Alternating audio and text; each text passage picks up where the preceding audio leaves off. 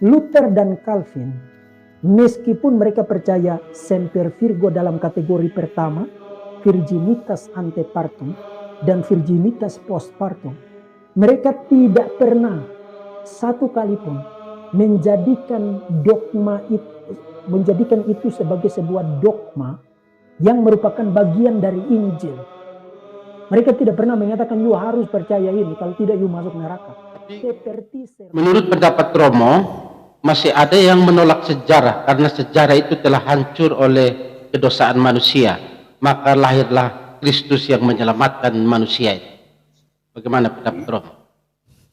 Terus maksudnya bagaimana? Maksudnya bahwa Kristus sejarah kolaps. Tidak butuh lagi sejarah. Kristus lahir, kita mulai semua beriman hanya kepada Yesus. Titik. Tidak bisa, karena Yesus sendiri masuk ke dalam sejarah. Jadi kamu denial sejarah, selesai. Yesus sendiri tahu dan mau mengikatkan diri pada sejarah. Ya. Mengikatkan diri pada sejarah. Dia hadir pada tempat tertentu yang jelas, pada rentang waktu tertentu yang jelas, pemerintahan Kaisar Agustus sampai Kaisar Pilatus, Pontius Pilatus, jelas. Itu kan bukti sejarah. Kan? Terus, kamu mencoba mempreteli Yesus menjadi murni roh. Ingat, ini ada pengaruh manikeisme di situ. Ya, dan kita semua orang sarjana tahu bahwa Luther itu dipengaruhi manikeisme. Dia membaca Agustinus, lalu terpengaruh dengan tantangan Agustinus terhadap manikeisme. Dan untung saja Melanchthon banyak memperbaiki tulisan-tulisan Luther sehingga menjadi Lutheran. Lutheranisme itu sebenarnya adalah ajaran Melanchthon, bukan Luther. Luther sendiri itu bahaya sekali, gnostik, manikeistik, terus. Ya, Protestan kebanyakan jatuh ke dalam manikeisme ya. Hal-hal yang jasmani, mereka kan biasanya buat apa percaya kepada manusia? Padahal Yesus itu manusia kan? Yesus itu manusia sih. Mereka itu denial bahwa Yesus itu manusia ya. Ya kan? Ya. Baik, mungkin Romo bisa jelaskan secara singkat apa itu manikeisme supaya kita 332 orang ini mengerti apa itu manikeisme. Oh ya, oke. Manikeisme itu ajaran yang diajarkan oleh Mani, namanya Mani. Ya. Dia mengatakan bahwa ada dua kekuatan, ada dua Tuhan. Ya. Ada yang namanya kebaikan murni dan ada yang namanya kejahatan murni. Jadi segala sesuatu yang fisik ini itu bersifat jahat. Ya. Muncul dalam penyembahan patung, tuduhan penyembahan patung. Hal-hal fisik seperti itu. Dan mereka akan mati-matian, kami menyembah dalam roh dan kebenaran. Itu kan menurut mereka hanya roh yang murni itu saja yang baik. Yang di sini yang ini jahat semua. Itu ada pengaruh manikeisme di sini. Makanya Protestan murni begitu. Karena yang murni, yang roh itu yang baik. Sementara yang fisik-fisik seperti ini jahat. Termasuk patung itu jahat. Jadi Protestantisme ini terbantu dengan banyak filsafat Protestantisme, mulai dari René Descartes, Nietzsche, Immanuel Kant, dan siapa? Hegel, Fichte, Schelling dan Hegel itu roh murni kan? Mereka itu Yesus Kristus juga roh, jadi dia tidak pernah jadi manusia dan tinggal di antara kita. Dia hanya roh yang melayang-layang. Jadi siapa mau berhubungan dengan Yesus Kristus, tinggal di dalam roh dan kebenaran. Rebahan, halusinasi tentang Yesus, selesai. Tidak usah buat apa-apa, karena perbuatan itu mengandaikan fisik. Dan fisik itu sesuatu yang buruk. Ya kan? Ya. Hanya dalam roh dan kebenaran. Baca-baca kitab suci doang, lalu berharap masuk surga. Baik, dalam kaitan dengan manikeisme ini Romo, apakah itu yang mempengaruhi seluruh pikiran teologis Luther? Luther itu kan ketakutan besar kan, sehingga dia akhirnya berpendapat kalau begitu sola fide saja, karena yang fisik-fisik ini jahat semua, kita tidak mampu. Makanya Luther itu mengajarkan Protestan bahwa mereka itu Luther, Calvin dan Zwingli, mereka terutama Calvin ya, mengatakan bahwa manusia itu rusak total dan mereka bejat total, ya, total depravity. Mereka itu masuk ke surga dalam keadaan tetap bejat total. Hanya Yesus bilang, sekarang kamu boleh masuk surga. Itu saja. Mereka tidak pernah sembuh dari kerusakan itu. Rusak begitu berharap masuk surga. Karena mereka mengatakan, begitu Yesus mati di salib, dia mengatakan, oke, sekarang kamu masuk surga. Jadi kamu semua masuk surga. Tapi buktinya tidak pernah ada satu yang masuk surga. Kamu semua. Baik, dari pengajaran yang Manikisme ini yang mempengaruhi sola fide, artinya ada sola fide, sola scriptura, sola gratia. Ya. Ya.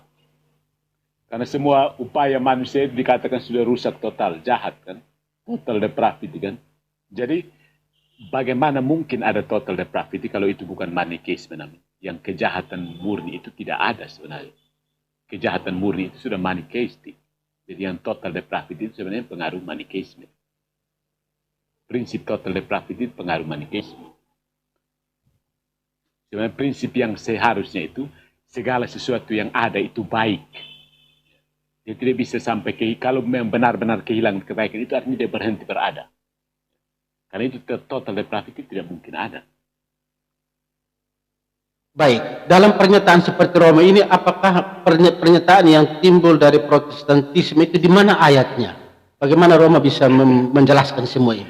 Di mana ayat? Masalahnya kita tidak bisa baca ayat. Ayat itu sebagai premis, dan jika premis ayat-ayat itu benar, kita mengandaikan bahwa ayat-ayat itu tidak salah kan?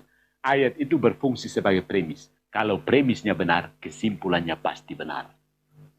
Sampai sini Protestan tidak membaca ayat sebagai premis, tapi mereka membaca ayat itu sebagai kesimpulan.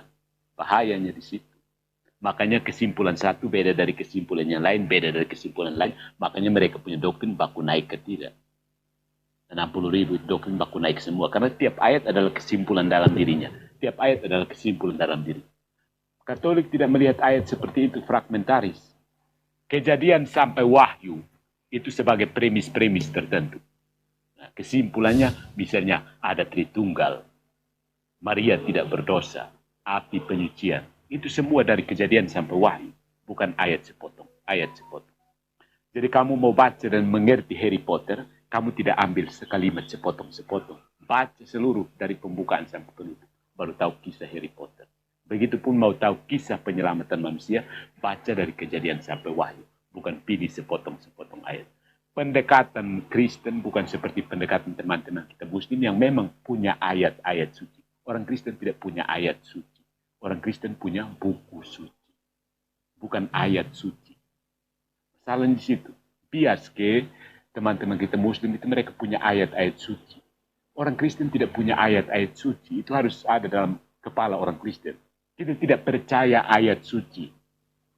Kita percaya ajaran gereja. Begitu. Bukan ayat-ayat suci. Ya. Romo, maaf saya potong. Tadi Romo bilang tadi ayat buku suci gitu ya. Orang Protestan ayat suci. Kalau dikatakan kita buku suci, apakah gitu? Yang ada di dalam buku suci itu yang adalah ayat-ayat juga suci? Kata ayat itu tidak ada ayat sebenarnya. Yang dimaksud dengan kita sebut sekarang ayat itu adalah penomoran untuk memudahkan perujukan. Itu bukan ayat. Ayat dalam pengertian yang Al-Quran punya ayat. Itu beda sekali. Kata ayat bagi orang Islam itu memang kumpulan ajaran-ajaran yang turun secara beruntun kan. Ya, jadi dia bisa terlepas sendiri. Dia satu dalam dirinya sendiri. Dia bisa adalah kesimpulan itu sendiri. Sementara sebuah buku misalnya kalau kita ambil Harry Potter, lalu tiap kalimat kamu kasih nomor. Tiap kalimat kasih nomor. Nah, kita tidak bisa ambil misalnya nomor 35, lalu kita akan tahu semua cerita Harry Potter kan? Tidak mungkin. Ya kan? Iya. Ya, saya mengandaikan sebenarnya. Kamu ambil bukunya Harry Potter. Oke, cerita The Sorcerer's Stone, The Philosopher's Stone. Nah, kemudian kamu mulai nomori. Kalimat pertama nomor 1, seterusnya sampai 1000, berapalah begitu. Kemudian kamu tanya, cerita tentang Harry Potter ini ambilnya dari mana? Begitu. Tapi kemudian apakah seluruh cerita Harry Potter itu terkandung dalam satu baris kalimat yang kamu ambil? Misalnya kamu ambil nomor 352. Apa gitu menggambarkan seluruh cerita Harry Potter? Tidak mungkin kan? Ya, gitu. Oke. Cuma maksudnya jangan sampai orang salah paham gitu Romo. Karena pemahaman buku suci itu. Ayat tidak suci ya. Bukunya yang suci ya. Iya, betul. Suratnya yang suci. Suci itu maksudnya karena terilhami. Jadi bukunya terilhami. Kita harus ini. The one and the many. Ini kembali ke metafisika ya. The one and the many. Kumpulan ayat itu kalau terlepas sendiri dia tidak bisa suci. Ya, kalau kamu ambil misalnya surat Rasul Paulus, yang terinspirasi itu surat Rasul Paulus, bukan ayat 2 dari Rasul Paulus. Ya, ketika kita mengatakan ayat 2 itu adalah ayat kitab suci, itu justru karena kesatuannya sebagai surat Rasul Paulus. Kalau dia hanya muncul sebagai satu ayat dari Rasul Paulus, tidak mungkin itu ayat suci. Benar atau tidak?